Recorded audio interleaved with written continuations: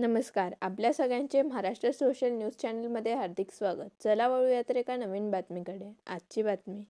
धुळे जिल्ह्यात उमेद अभियानातील कथित आर्थिक गैरव्यवहाराविरोधात बेमुदत बिराड धरणे आंदोलन सुरू करण्यात आले आहे. दक्ष पत्रकार संघ आणि पीडित महिलांच्या वतीने क्रांती दिनापासून हे आंदोलन सुरू करण्यात आले. निधीचा अपहार, मशिनरी वाटपातील अनियमितता आणि महिलांच्या फसवणुकीची उच्चस्तरीय चौकशी करून दोषींवर फौजदारी गुन्हे दाखल करावेत, अशी मागणी आंदोलकांनी केली आहे. वारंवार तक्रारी करूनही कारवाई न झाल्याने हे आंदोलन सुरू केल्याचे आंदोलकांनी सांगितले. मी भारती किशोर माळी गाव नाडोद जय माता दी महिला बचत गटातील मी सदस्य आहे आणि अनेक सामाजिक कार्यांमध्ये मी कार्यरत आहे. बचत गटाच्या माध्यमातून ह्या भरड धान्याच्या मशिनरी मला देण्यात आलेल्या आहेत. मागे मशिनरी बघू शकतात. ह्या मशिनरी 6 लाख रुपयात मला देण्यात आलेल्या आहेत.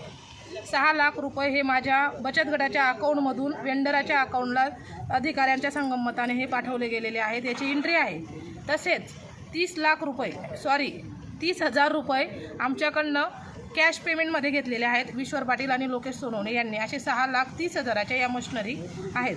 या मशिनरीवर उद्योग उभारणीसाठी हे मशिनरी आम्हाला दिले गेलेल्या होत्या. अशा अनेक युनिट हे उद्योग उभारणीसाठी होते. यांच्याकडनं उद्योग तर झालेच नाही. वर्षभर 2 वर्ष या मशिनरी जोडल्या गेल्या नाही आणि आता जोडूनही या मशिनरी कुठल्याच कामाच्या नाही हे निदर्शनात आल्यास आम्ही जेव्हा कंप्लेंट केल्यानंतर संबंधित अधिकाऱ्यांनी आमच्या वेगवेगळ्या प्रकाराने छळ करायला सुरुवात केली. आमच्या बदनाम्या केल्या. गावोगाव जाऊन महिलांना धमकावलं. महिलांना तुमचे गट ब्लॅकलिस्टेड टाकू असं केलं. आणि आता जेव्हा त्यांच्यावर गुन्हे दाखल करू असं म्हणून आमचं मागील आंदोलन थांबवण्यात आलं. आम्ही 15 दिवस आंदोलन स्थगित केलं होतं आणि 15 दिवसात गुन्हे दाखल होतील या अपेक्षेने आम्ही थांबलो. आणि आत्ता त्याच्यानंतर गुन्हे दाखल झाल्याने परत त्यांनी गुन्ह्यांना सुरुवात केली. विश्वनाथ गावातील जे मशिनरी आहेत सखी महिला ग्रामसंघाचे, त्या मशिनरी त्यांनी परस्पर 1.5 लाखामध्ये दुसऱ्या संबंधित गटाला विकून टाकलेल्या आहेत. हे कायदेशीररित्या बरोबर आहे का हे मला शासनाला विचारायचं आहे. 1.5 लाखाचा चेक देऊन जिथं तक्रारदार महिला उपस्थित नव्हत्या, कुठलाही ठराव नाही, लेखी प्रूफ नाही, काहीच नाही, त्यांना विश्वासात घेतलं नाही आणि 1.5 लाखाचा चेक दुसऱ्या संबंधित गटाकडनं करून घेतला. पण नेमकं हे चेक देण्यासाठी कोणी सांगितलं? मग या अधिकाऱ्यांची त्याच्यात काय भूमिका होती याच्यावर पण आमचा प्रश्नचिन्ह आहे. हे सगळ्यांवर चौकशी करून आम्ही जे प्रेस नोटमध्ये असेल किंवा आमच्या तक्रारीमध्ये जे आम्ही तक्रार केलेली आहे त्याची सगळ्यांची चौकशी करून आणि चौकशी ही सक्षम अधिकाऱ्यांकडनं जिल्हास्तरीय न होता राज्यस्तरीय किंवा इतर जिल्ह्यातून समिती गठीत करून आणि ही निष्पक्ष चौकशी व्हावी आणि हा अहवाल सगळं सार्वजनिक अहवाल व्हावा अशी आमची मागणी आहे. हे जोपर्यंत होत नाही तोपर्यंत आमचं बिराड आंदोलन हे सुरूच राहणार आहे. महाराष्ट्र शासनाने ग्रामीण भागातील ज्या माता भगिनी आहेत त्यांच्या उन्नतीसाठी काही योजना या ठिकाणी निर्माण केल्या. त्यामध्ये जिल्हा परिषद अंतर्गत आणि कलेक्टर ऑफिसच्या माध्यमातून उमेदच्या अनुषंगाने मानव विकास यंत्रणा ही एक योजना या ठिकाणी निर्माण केलेली होती आणि त्या योजनेमध्ये वन कॉन्ट्रीब्युशन 6,30,000 रुपयाचं मशीन देऊन महिलांचं त्या ठिकाणी उन्नती व्हायला पाहिजे अशा प्रकारची सरकारची ही योजना होती. परंतु या योजनेमध्ये जिल्हा ग्रामीण विकास यंत्रणेचे उद्धव धारणे, ईश्वर पाटील, लोकेश सोनवणे, वर्षा हिरे आणि पगारे मॅडम यांच्या संगनमताने आणि यांना अजून अधिकारी आणि ज्याने कंपनीतून जी मशीन दिलेली तुम्ही पाहू शकता, ही जी मशीन आहे या मशीनसाठी सरकारने त्या योजनेमध्ये 6,30,000 रुपये दिलेले होते. त्याचं वन कॉन्ट्रीब्युशन होतं ते वन कॉन्ट्रीब्युशन महिलांनी जशा तशा पद्धतीने ते वन कॉन्ट्रीब्युशन दिलं आणि आपला स्वतःचा उद्योग त्या ठिकाणी चालू व्हावा यासाठी वन कॉन्ट्रीब्युशन भरून त्या मशिनी मागवल्या.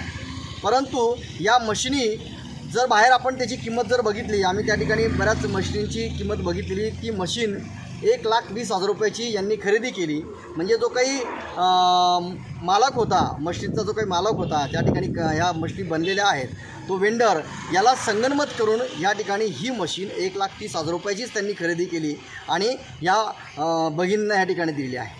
याच्यामध्ये कुठल्याही प्रकारचा उद्योग झाला नाही, ते पडून राहिले आणि याचा संपूर्ण बोजा या महिलांवर या ठिकाणी पडलेला आहे.